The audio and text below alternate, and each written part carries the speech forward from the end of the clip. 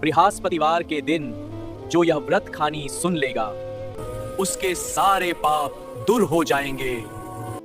ये कथा है बृहस्पति देव की उस कृपा की जो रंग को राजा बना सकती है। और हाँ, मेरे साथ इस वीडियो को अंत तक जरूर देखना, क्योंकि कथा पूरी होने के बाद वीडियो के आखिरी हिस्से में आपको गुरुवार का ऐसा गुप्त और महाशक्तिशाली उपाय बताऊंगा जिसे अगर आपने सिर्फ 5 गुरुवार कर लिया तो मैं दावे के साथ कह सकता हूँ आपकी 7 पुश्तें भी धन की कमी नहीं देखेंगी। गुरु की कृपा का ऐसा चमत्कार होगा कि दुनिया देखती रह जाएगी। तो चलिए अपने आराध्य भगवान विष्णु और बृहस्पति देव का नाम लेकर शुरू करते हैं आज की ये पावन और दुर्लभ कथा। बहुत समय पहले की बात है, भारतवर्ष के एक छोटे से राज्य में एक लकड़हारा रहता था। उसका नाम था माधव। माधव स्वभाव से बहुत ही सीधा और मेहनती था, लेकिन उसकी किस्मत उसका साथ नहीं देती थी। वह रोज सुबह अंधेरे में उठता, अपना जंग लगा हुआ कुल्हाड़ा कंधे पर रखता और घने जंगल की ओर निकल पड़ता। सर्दी हो, गर्मी हो या बरसात, माधव ने कभी आराम नहीं किया। वह दिन भर लकड़ियां काटता, उनका गट्ठर बनाता और शाम को बाजार में बेचने जाता। लेकिन अफसोस, इतनी मेहनत के बाद भी उसे जो पैसे मिलते उससे मुश्किल उसका परिवार का पेट भरता। कई बार तो ऐसा होता कि लकड़ियां गीली होने के कारण बिकती ही नहीं थी और माधव को खाली हाथ भूखे पेट घर लौटना पड़ता। उसके घर में उसकी पत्नी और 2 छोटे बच्चे थे। बच्चे जब भूख से बिलखते तो माधव का कलेजा फट जाता। उसकी पत्नी, जो कभी एक अच्छे घर की बेटी थी, अब फटे कपड़े पहनकर दिन गुजार रही थी। एक दिन की बात है, जंगल में भयंकर गर्मी थी। माधव लकड़ी काट रहा था। अचानक उसे चक्कर आ गया। भूख और प्यास से उसका गला सूख रहा था।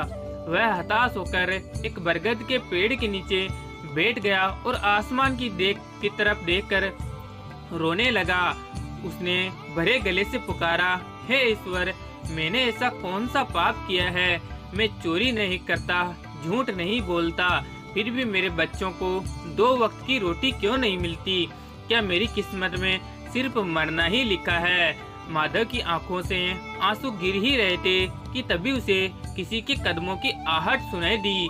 उसने सिर उठाकर देखा तो सामने एक दिव्य साधु खड़े थे।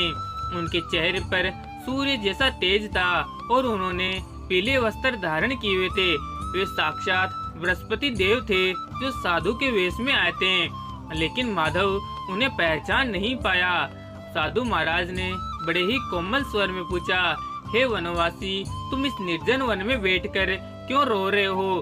तुम्हारी पीड़ा का आखिर क्या कारण है? माधव ने साधु के चरणों में गिरकर अपनी पूरी व्यथा सुना दी। उसने बताया कि कैसे गरीबी उसे और उसके परिवार को खाए जा रही है। साधु महाराज ने मुस्कुराते हुए कहा, माधव, दुख और सुख तो कर्मों का फल है, लेकिन इस कलयुग में भगवान विष्णु के स्वरूप बृहस्पति देव की आराधना से बड़ा कोई चमत्कार नहीं है। तुम नाहक ही परेशान हो रहे हो। तुम्हारे ऊपर गुरु ग्रह का दोष है, जिससे तुम्हारी मेहनत का फल तुम्हें नहीं मिल रहा। माधव ने हाथ जोड़कर पूछा, हे महात्मा, मुझे उपाय बताए, मैं हर कठिन तपस्या करने को तैयार हूँ। तब साधु ने कहा, तुम्हें किसी कठिन तपस्या की जरूरत नहीं है, तुम बस बृहस्पतिवार का व्रत करना शुरू कर दो। चने की दाल और मुनक्का से भगवान विष्णु की पूजा करो, केले का वृक्ष में जल चढ़ाओ और गरीबों को यथाशक्ति दान दो। और सबसे जरूरी बात, इस व्रत की कथा को श्रद्धा से सुनो और सुनाओ। अगर तुम ये सच्चे मन से करोगे तो तुम्हारे घर में कभी दरिद्रता का वास नहीं होगा। साधु महाराज ने उसे विधि समझाई और वहाँ से वे अंतर ध्यान हो गए। माधव ने साधु की बात को पत्थर की लकीर मान लिया और अगले ही गुरुवार से उसने व्रत शुरू किया।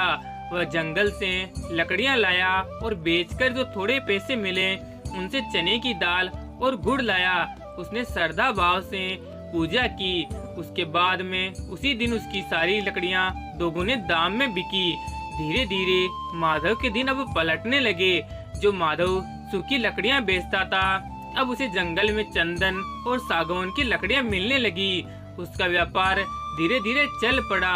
कुछ ही महीनों में अब वह गरीब लकड़ारा नगर का एक बड़ा प्रकाष्ठ व्यापारी यानी लकड़ी का कारोबारी बन गया। उनके पक्का मकान भी बनवा लिया। बच्चे अब अच्छे कपड़े पहनने लगे। लेकिन दोस्तों, पैसा अपने साथ एक बुराई भी लाता है और वह है अहंकार। उसने पक्का मकान बनवा लिया, बच्चे अच्छे कपड़े पहनने लगे। लेकिन दोस्तों, पैसा अपने साथ एक बुराई भी लाता है और वह है अहंकार। सुख आते ही माधव व्रत के नियम भूलने लगा। उसे लगने लगा कि यह सब उसकी मेहनत का फल है। एक गुरुवार का दिन था। माधव अपनी दुकान पर बैठा पैसों का हिसाब कर रहा था। घर में बृहस्पतिवार की पूजा का समय हो गया था। लेकिन माधव ने सोचा, अरे पूजा तो बाद में भी हो जाएगी, पहले ये सौदा निपटा लूं। उसी वक्त एक भिखारी उसकी दुकान पर आया और बोला, बाबूजी, आज गुरुवार है, कुछ तो खाने को दे दो। उसी समय माधव को गुस्सा आ गया। उसने अहंकार में कहा, हटो यहाँ से, देखते नहीं मैं क्या कर रहा हूँ। तुम लोगों को मुफ्त का खाने की आदत पड़ गई है।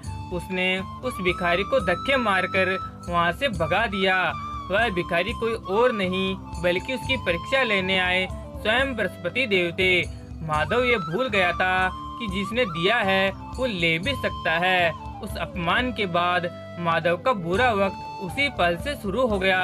कुछ ही दिनों बाद राजा के महल में एक बड़ी चोरी हुई। संयोगवश चोरों ने चोरी का सामान माधव के लकड़ी के गोदाम में पीछे छिपा दिया था। राजा के सिपाहियों ने तलाशी ली और सामान माधव के यहाँ से बरामद हुआ। माधव चीखता रहा कि वह निर्दोष है, लेकिन किसी ने उसकी एक बात नहीं सुनी। राजा ने उसे कारागार में डाल दिया और उसकी सारी संपत्ति जब्त कर ली।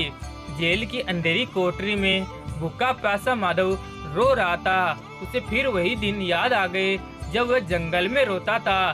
तब उसे अपनी गलती का एहसास हुआ। उसे याद आया कि कैसे उसने उस गरीबार को भिखारी का अपमान किया था और पूजा छोड़ी थी। माधव कोठरी में ही घुटनों के बल बैठ गया और रोते हुए प्रार्थना करने लगा, हे बृहस्पति देव, मुझसे घोर अपराध हुआ, मुझे क्षमा कर दे प्रभु। मुझे मेरा धन नहीं चाहिए, बस मुझे इस कलंक से मुक्त कर दे। माधव ने जेल में ही मानसिक रूप से गुरुवार का व्रत किया। उसने पढ़ लिया कि अब वह जीवन भर गुरु की सेवा नहीं छोड़ेगा। उसकी सच्ची पुकार सुन ली गई। उसी रात राजा को स्वप्न आया। स्वप्न में देववाणी हुई कि माधव निर्दोष है, असली चोर नगर के बाहर छिपे हैं, इन्हें तुरंत रिहा करो वरना तुम्हारा राजपाट नष्ट हो जाएगा। अगली सुबह राजा ने असली चोरों को पकड़वाया।